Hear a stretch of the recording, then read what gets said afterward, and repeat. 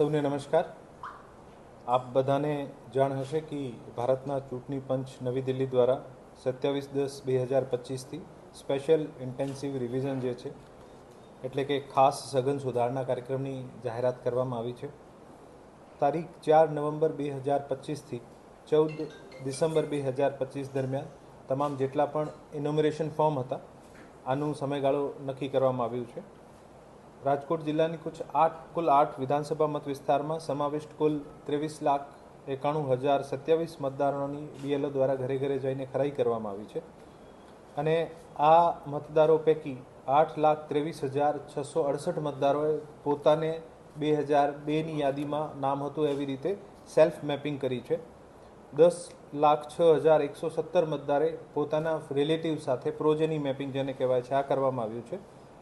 2,25,512 મતદારોનું mapping થયું નથી, મતલબ કે આ 2002ની યાદી અથવા પોતે અથવા પોતાના ફેમિલી રિલેટિવ સાથે આનું પ્રોજેની સાથે મેપિંગ થયું નથી. 89,553 મતદારો જે છે અવસાન પામેલ છે, આનું નામ મતદાર યાદીમાંથી કમી કરવામાં આવ્યું છે. 58,942 મતદારો જે છે સ્થળ ઉપર મળી આવ્યા નથી, જેથી તેનું નામ પણ ડ્રાફ્ટ મતદાર યાદીમાંથી કમી કરવામાં આવ્યું છે અને 1,69,135 મતદારો કાયમી સ્થાનાંતરણ થયેલા છે, જેથી આનું નામ પણ ડ્રાફ્ટ યાદીમાંથી કમી કરેલું છે. 10,736 મતદારો ડુપ્લિકેટ હતા, આને કારણે આનું નામ કમી થયું છે અને 7,304 અન્ય મતદારો છે જે બીએલઓ ગમે તેમ રીઝન ઉપર ગયા હશે અને બીએલઓ દ્વારા ના પાડી હશે અથવા સહકાર નહીં આપ્યો હશે અથવા ફોર્મ ફાડી દીધા, અમુક પણ કિસ્સાઓ બન્યા હશે, તો આ તમામના પણ નામ કમી કરવામાં આવે છે. જેથી આ તમામ જેટલા પણ મેપિંગ થયા છે અને જે નામ કમી કરવામાં આવ્યા છે આના પછી જે છે છેલ્લે આજે આ મતદાર યાદી જે છે આ ડ્રાફ્ટ યાદી, કાચી યાદી જેને કહેવાય, આ પ્રસિદ્ધ કરવામાં આવી રહી છે.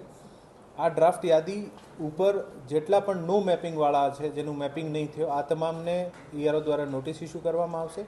નોટિસ ઇસ્યુ કરીને આના જવાબ લેવામાં આવશે. આ લોકોની જ્યાં સુધી પ્રોજેની અથવા પોતાના સેલ્ફ સાથે મેપિંગ થતી હશે તો આ પણ કરાવશે અને પછી એક નિર્ણય ઉપર આવશે કે આ મતદારોની યાદીમાં રાખવાના થાય છે કે નથી. આ સંપૂર્ણ પ્રક્રિયા પારદર્શક રહે, સંપૂર્ણ પ્રક્રિયામાં દરેક સ્ટેક હોલ્ડર્સ સામેલ રહે અને દરેકનો સુઝાવ પણ લેવામાં આવે. આ ઉદ્દેશ્યથી અત્યાર સુધીમાં રાજકીય પક્ષો સાથે કુલ 5 મિટિંગો કરવામાં આવી છે અને દરેક વખતે રાજકીય પક્ષો દ્વારા જે પણ સૂચન કરવામાં આવ્યા છે આ સૂચનોને અનુસરીને આપણી કામગીરીને વધુ ઇઝી અથવા વધુ ફ્રેન્ડલી બનાવવાની કોશિશ કરી છે. આજે 19 ડિસેમ્બર 2025ના દિવસે જે ડ્રાફ્ટ મતદાર યાદી છે, મુસદ્દા મતદાર યાદી છે, આ તમામ 8 વિધાનસભાનો જે છે આની જાહેર કરવામાં આવી છે. આ મતદાર યાદીને આપ કલેક્ટર કચેરી, તમામ મતદાર નોંધણી અધિકારી શ્રી, મામલતદાર કચેરી, મદદનીશ મતદાર નોંધણી અધિકારીની કચેરી અને નિયુક્ત મતદાન મથકો આ તમામ જગ્યા ઉપર જોઈ શકાશે. સાથે સાથે આ મતદાર યાદી જે છે આ સીઓ ગુજરાતની વેબસાઇટ પર ઉપલબ્ધ છે. રાજકીય પક્ષોને પણ, જે મેં અગાઉમાં પારદર્શિતાની વાત કરી એવી રીતે રાજકીય પક્ષોને પણ એક યાદી આપવામાં આવી છે જે ડ્રાફ્ટ યાદી છે.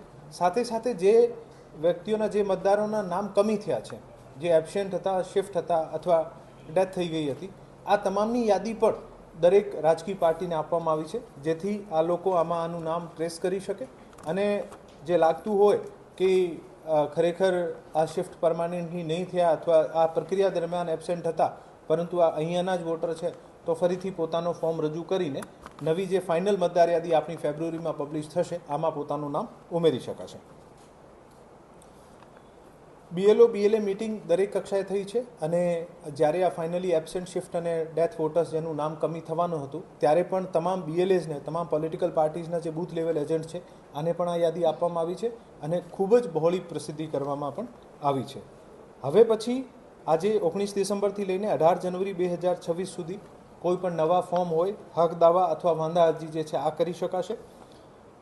તારીખ 19/12/2025થી લઈને 10 ફેબ્રુઆરી 2026 સુધી નોટિસનો તબક્કો રહેશે. નોટિસ ઇસ્યુ કરવી, ચકાસણી કરવી, સુનાવણી કરવાની આ તમામ પ્રક્રિયા આ દરમિયાન હાથ ધરાશે. જે પણ 1/1/2026 જે લાયકાત તારીખ છે આ 1 જનવરી 2026 છે. 1 જનવરી 2026 જેના પણ 18 વર્ષ પૂરા થતા હશે આ નવા મતદારો જે છે આ પોતાનો ફોર્મ નંબર 6 ભરીને નવીન જે ફાઇનલી 17 ફેબ્રુઆરીએ જે આપણી મતદાર યાદી પ્રસિદ્ધ થશે આમાં પોતાનું નામ એડ કરાવી શકશે. ફોર્મ નંબર 7 જે છે આ રદ કરવા માટે છે. ફોર્મ નંબર 6 જે છે આ નવા નામ નોંધવા માટે છે. અને ફોર્મ નંબર 8 જે છે કોઈ પણ ચેન્જીસ કરવાના હોય આપણે, સુધારા વધારા, સરનામું બદલવા માટે, આને માટે ફોર્મ નંબર 8 છે.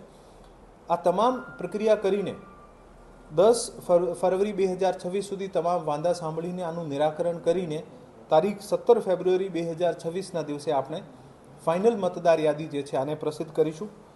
અને જે પણ મતદારોએ આ પ્રક્રિયા દરમિયાન કોઈ પણ સંજોગોમાં જે સ્થળ ઉપર નહીં હોય, પોતાનું નામ બીજી જગ્યા હતા અને કામ કમી થઈ ગયું હોય, અથવા 18 વર્ષના થતા હોય, નવું નામ ઉમેરવાનું હોય, સરનામું બદલ્યું હોય, જે પણ સંજોગ હોય, આ તમામને વિનંતી કરું છું કે વધુમાં વધુ જ્યારે પણ આપને નો મેપિંગવાળાને નોટિસ મળે અથવા જે નવો આપનું નામ ઉમેરવા અથવા કોઈ ચેન્જીસ કરાવવાનો હોય ઝડપથી કરાવીને જેવી રીતે આપ SIRની પ્રક્રિયામાં સહયોગ આપ્યું છે એવી જ રીતે આપ આ ફાઇનલ જે મતદાર યાદી પબ્લિશ થશે આમાં પોતપોતાનો સહયોગ આપશો એવી મને આપ સાથે અપેક્ષા છે.